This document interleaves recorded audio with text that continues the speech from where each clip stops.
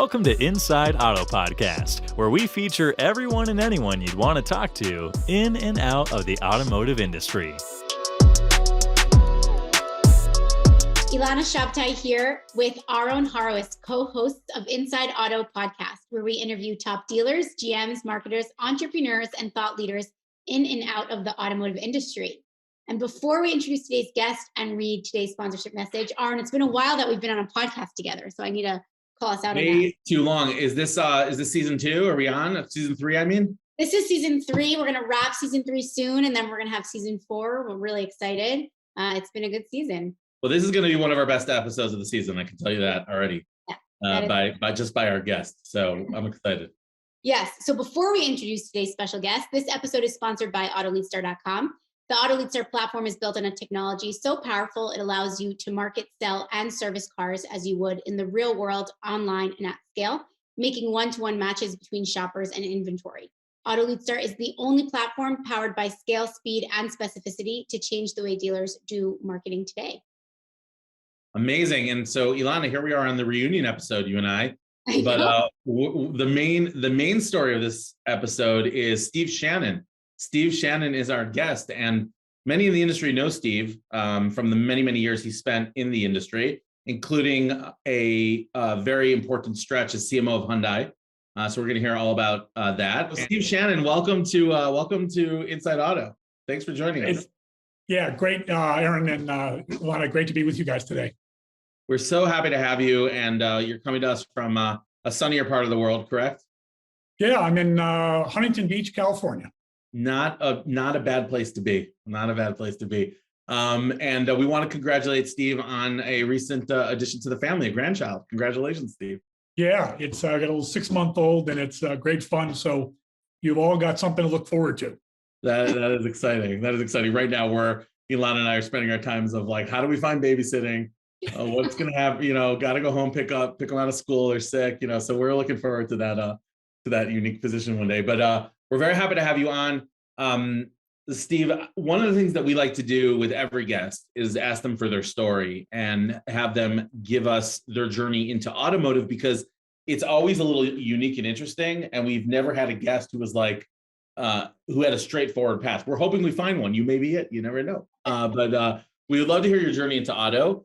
And we're going to then follow a couple threads that we thought would be interesting, considering your current roles as an advisor to many interesting companies in and out of the industry and the technology space, and also your background at OEMs and at the tier 3 at the dealership. So you really cover it all for us.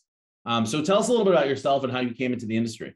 So post-college in the Northeast, went to work for GM, started in an assembly plant of all places, got on a marketing track. So I was with Chevy for a while. I was even with Oldsmobile for a while. Wait, Steve, what's that like when you start at an assembly plant? Did they literally say, go to the line and start assembling cars? No, let me tell you what happened. Guys, I came out to Pontiac Division in Pontiac, Michigan for a day of interviews, and they had scheduled a day for me. You're going to meet with somebody in manufacturing, you're going to meet somebody in personnel, somebody in marketing, somebody in sales. And at the very end of the day, I think they're looking at their watches because they got to kill about an hour with me before they send me to the airport. So they said, you know what? We're remodeling a new plant to build the Pontiac Fiero, which was this very innovative space frame, plastic panel, a lot of very innovative labor relations kind of things. So I go over to see this guy, and he was the most sort of charismatic. I'm just a kid, and the way he talks, it's like this whole project will fail unless I come to that plant, because he's bringing in young people that don't know anything about the car business. And I pretty much left, and as I debriefed with the HR people, I just said, I'm with that guy. I don't care what the job is. I'm with that guy. So it turned out to be an assembly plant. Wow. So that happened because there was an hour to kill, and you just got lucky that you met the guy who you wanted to work for. Yeah. And I would have taken another job in one of the other functions with other people that I interviewed with. But that was just such a formative thing. I have to tell you, one more important lesson that I learned about the business was, by the time I joined the company officially about 3 months later, he had quit. So wait a minute. No, it was He motivated you. That was his intention. He said, I'm going to give all this motivation and inspiration to this guy, and then I'm going to leave. I know. It's like, wait a minute, we were going to be buddies. We were going to work together. What happened? Wait, so let me ask you something. Yeah. Did you have at the time, were you familiar? So wait, what was that assembly plant? What were you guys building there? What brand was it? It was a Pontiac plant in Pontiac, Michigan. Got it. And okay. we were building what was called the Pontiac Fiero, which is a mid-engine plastic panel space frame, two-seater that lasted in the market about 4 years. Got it. And then what happened to that plant over the next few years? That plant may have closed. Yeah, that plant probably closed. It was an old plant built in the 20s. And was that common? I mean, I feel like I should know this, but when, there's so many lineages of vehicles that kind of fade out or get sunset. Do those plants all close, or do they repurpose them for other models usually? Yeah, almost all of them today get repurposed because the current sort of stock of plants in the country is quite modern. That happened to be a plant built in the 20s or 30s that used to make Pontiac Grand Prix and Bonnevilles. Wow. But only the chassis. It was an assembly plant, so it was the perfect size to do the full integration of this little sports car. And you were in a marketing track. So were you involved? Was that a marketing role, or was that in like running? You were a general manager of the plant. Well, no, it was a manufacturing management training program. I see. Okay. So what I would do is spend 3 months in industrial engineering and 3 months in finance and 3 months in HR. So over the course of a 2-year period, you learn a lot about how a plant runs. And did you feel like you fit in there or not? I'm just curious about you yourself as a personality. I've known you for a while. I have experience of talking to you. Did you fit in? Did you not? Were you different? I'm just curious what that was like. Well, firstly, not the first day. Okay. But you learn the cultures and norms, and you learn how to talk and how to behave. And I mentioned, these were union represented people, which doesn't make a whole lot of difference, but there's certain things you can and can't do in a plant because of the labor rules. So you end up learning a lot of that over time. I guess probably a message in the beginning is you keep your mouth shut. you listen, you learn, and speak up only when it's really needed. But of course, then you get more comfortable and people get comfortable with you. And I know, you were at GM for 28 years, you said, and in the end, you were in actually a marketing and product role at Cadillac, right? But along the way, you were at Saturn, right? So I'm curious about Saturn. Is there any lasting kind of contribution that Saturn has still in the world of auto, or is that just like a deadline in the evolution of cars? They've always fascinated me because I kind of remember them, seeing them on the road, and they're nowhere now. They don't exist. Yeah. I'm sorry to say that I think that lineage is dead. Yeah. And the reason really is that you only get one chance to start from scratch. Yeah. Where you can hire both new employees, you can do things in a new way, you can hire an all new dealer body, and you can get dealers on the bus, as they say, that completely align with your values. And I'll just give the example that I went from Saturn to Oldsmobile, and Oldsmobile tried to sort of Saturnize. They were going to be the division that most took lessons from Saturn, including go to Spring Hill and do the team building ropes course where you jump off something with a harness on. And you know what? It didn't work. And it's because you have an existing dealer body, and nothing against the dealers, but in Chicago, if you have 20 Oldsmobile dealers in the city of Chicago, they're beating each other's brains out. There were 7 Saturn dealers and 40 Oldsmobile dealers. There's so many things that you just can't do despite trying, without that proverbial clean slate. And even the one price selling, occasionally we'll see a dealer do that. Maybe some of I know you've got a big dealer group. Maybe some are doing that one price selling, but even that's pretty hard to do. Yeah, it is, and we do see dealers doing it. Actually, I can't tell if it's like a movement, if it's growing. I know that there are dealers that are very passionate about it, but I don't have a sense it's spreading virally throughout the industry. One price selling. The biggest boost to one price selling is COVID. Yeah. and short supply because we're in a rare case where There's one price and it's higher. Price 15% above MSRP. So there you go. There you go. It's the window label plus 10,000. Yeah, that's crazy. So you went from GM to Hyundai, where you kind of entered the rarefied air of people who were making Super Bowl ads and doing crazy sponsorships and running an OEM's full-on marketing initiatives. How long were you at Hyundai actually? I was there just shy of 4 years. Got it. So what was what was that transition like for you? Like, how did you overcome the whiplash, and what were the major differences between kind of the two OEMs that you were in? If you could speak to that a bit. Yeah. Well, I guess first of all, Hyundai was just felt a lot smaller as an organization. I mean, GM is a massive organization. Even when I was at Cadillac, the amount of sort of interactions within the company, Hyundai had I had two great bosses, John Krafchick, who was a Waymo, and Dave Zukowski, and the C-suite was about 5 of us around a table, and we had a fair amount of autonomy from Hyundai Motor Group in Korea. Well, that's both a big difference in terms of the culture. So we were much smaller. We could be much more quickly moving, and the culture was just one of moving fast and get 90% correct and go. And that was just very, very exciting to be part of that.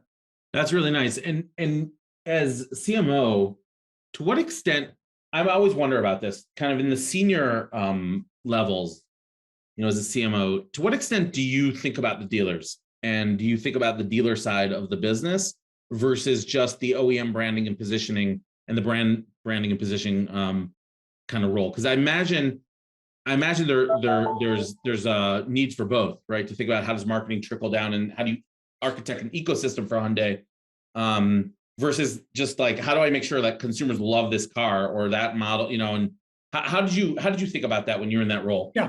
Yeah. Well, one thing that kind of forces you to think about it is, and you guys are both familiar with this somewhat unique model in the auto business between tier 1, tier 2, and tier 3, right? Yeah. So you sort of inherit a tier 2 system where you have dealer marketing groups in the big cities.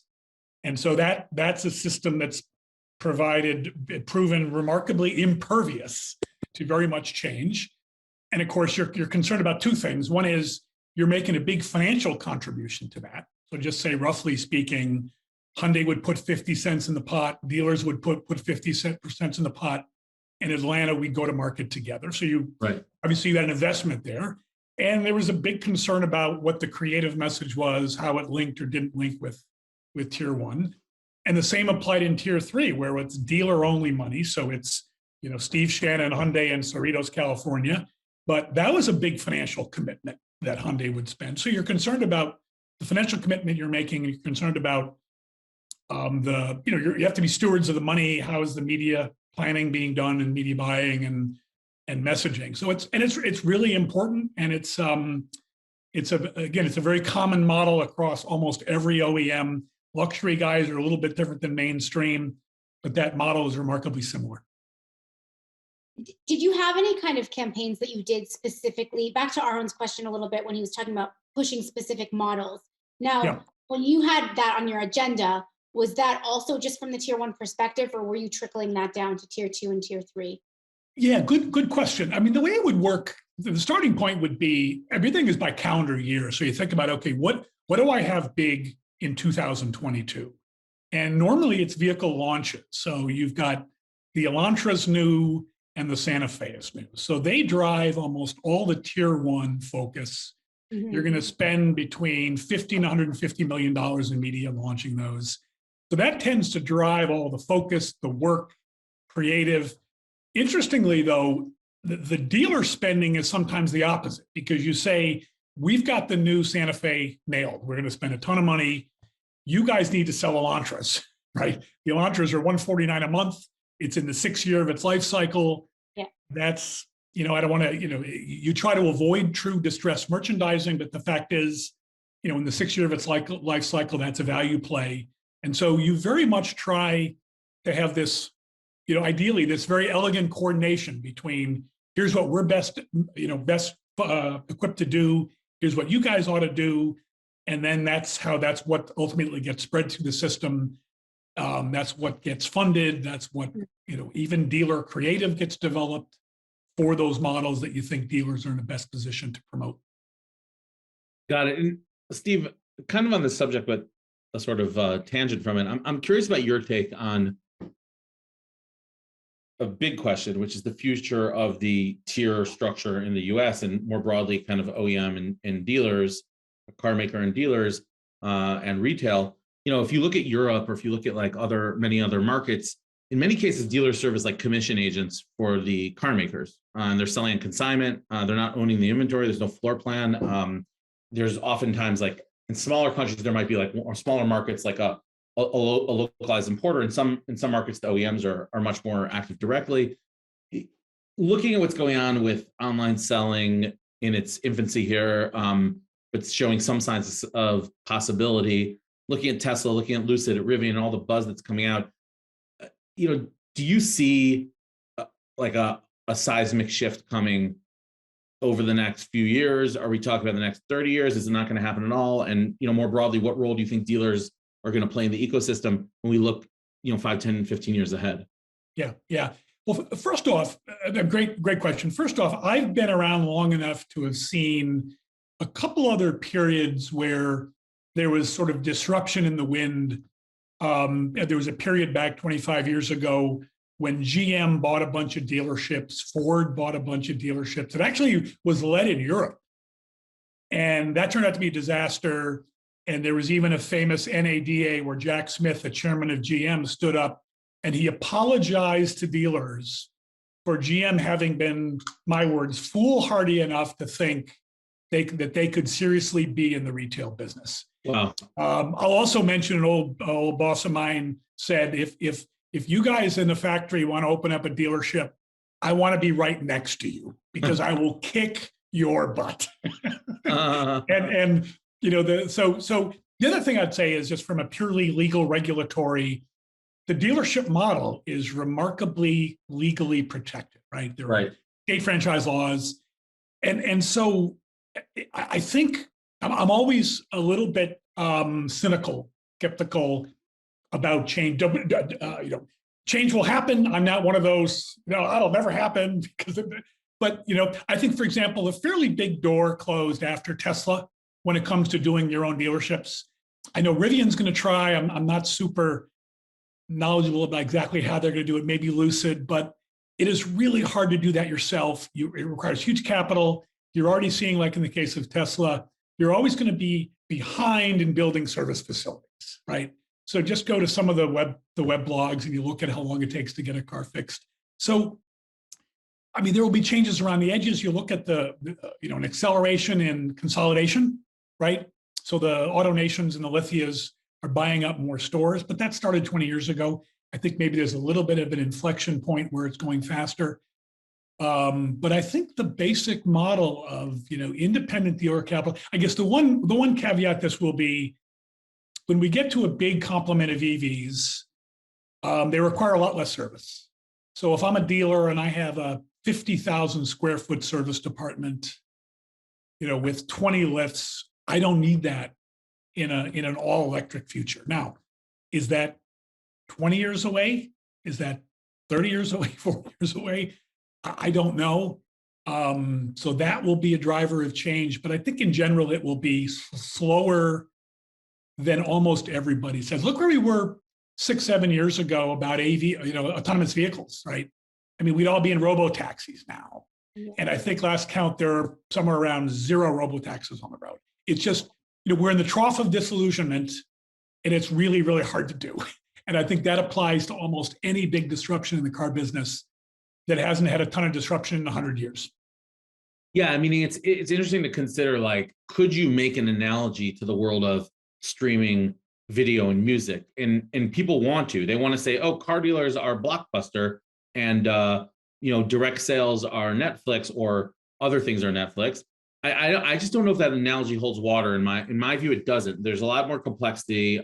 You don't really see many technology products, Apple, Tesla being maybe the exception, sold direct without some sort of intermediary. And then I look at like the fleet plans and like, okay, so sure, like Volvo by 2030 something, 2035, I don't know, 2033 will go all electric. Till General Motors and Ford and Toyota go all electric, it's going to be out into the 40s, and I don't know if I buy the doomsayers around dealerships. It just seems like a much more complex structure than Blockbuster. Yeah. And also keep in mind that, and I'll just take GM as the example, when they had that big announcement 4 or 5 months ago about the 30 billion initial investment and this 2030, when you read the fine print, that is an aspirational goal. Right. And right now they need to sell as many $80,000 Tahoes and Suburbans and Silverados as they can to fund the 30 billion. So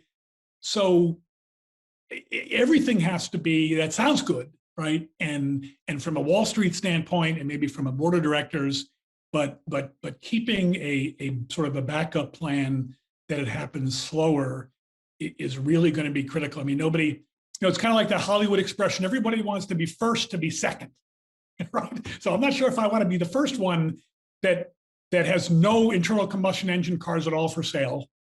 Yeah. And the other thing too is, and I won't have the numbers right, but if there are 80 billion, what's the number of the total current number of internal combustion engines across the world, right? I think it's either like, it's like 68 or something like that. Yeah, it's a phenomenal number. Okay. And so let's say we start in the coming years, more electrics, the time it's going to take for that to be a significant share of the global, I don't know. That's a long time. So yeah, I'm with you that changes around the edges. Well, here's the thing too. You talked By the way, about. I'm also, I don't know that dealers won't play a major role in electric car sales. I think they will, right? And Exactly. I think that was a fallacy that everyone made a sort of like, oh, electric cars are coming. They require less, I guess, effort and parts. Therefore we won't need dealers. I'm not sure that holds up as a logical conclusion. Exactly. Well, in fact, you're seeing a lot of pundits who are claiming that the lack of more aggressive adoption of what EVs are available is because dealers don't know how to sell them. And I don't believe that too much, in the sense that a dealer will sell whatever people want to buy. So It's a little bit of a chicken or the egg. It's, if I can walk you from let's say a Bolt that's 40,000 and whatever the more comparable, although they don't sell sedans anymore, that's 25.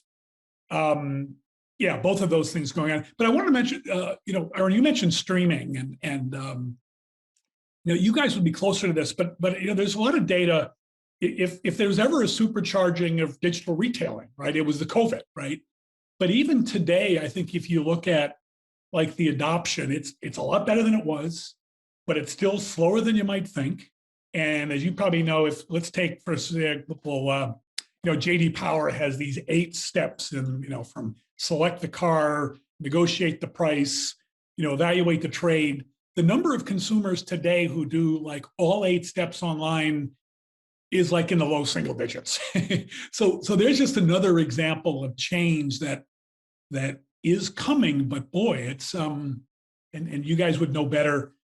Some of the solutions aren't very easy to use, and there's a whole set of reasons for that. So absolutely. And I mean, It's clear that like a car is not a pair of shoes. It's just a different animal. And I'm interested. I always it's interesting to look at data about like younger shoppers. They tend to want to have a place that they bought from that they know more so even than shoppers who are more experienced with car buying. And very, very interesting.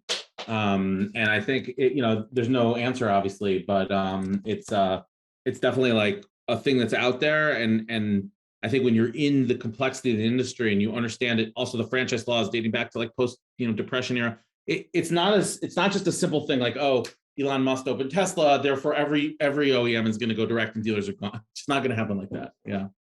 Right. And it will be resisted.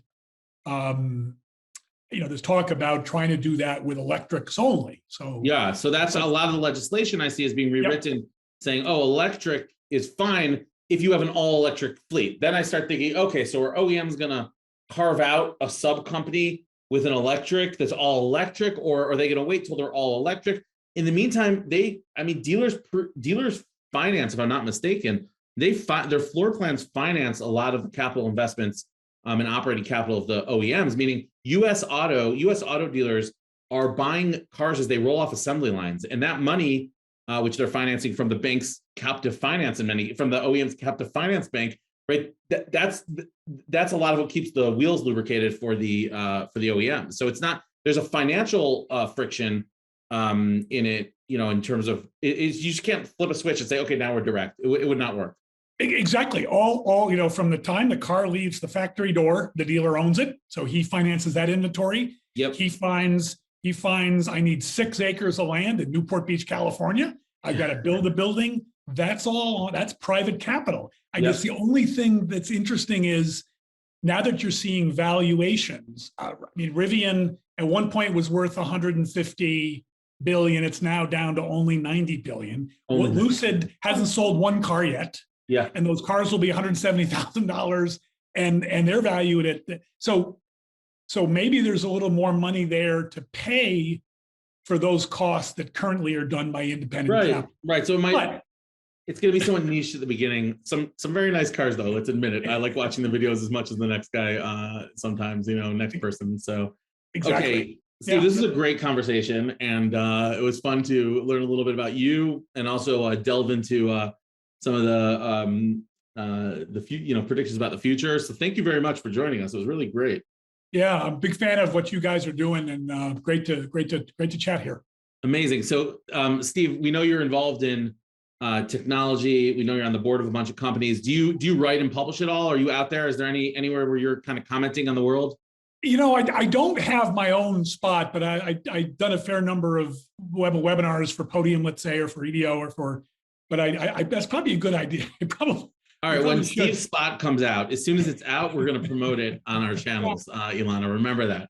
Yeah, we want to make sure our listeners can find you, but they can also find you through LinkedIn and. Absolutely, yeah. Well, LinkedIn. And Ilana, we're going to launch Steve right here off our podcast. Yeah, this is it. This is going to be Steve's launch. Next week, we're going to be launching Steve. Okay, Ilana, wrap us up with many thanks to Steve. We're going to wrap up, and we look forward to catch up with you again, Steve, and seeing where things go. Look forward to it. Thanks again. Yeah, thank you so much, Stephen. For those listening, if you enjoyed this episode, please tune in InsideAutoPodcast.com. You can find us on all main outlets, wherever you listen to your podcast. Again, Steve, thank you so much for joining us. Thanks for listening to Inside Auto Podcast. Check out our other episodes with top entrepreneurs and industry leaders.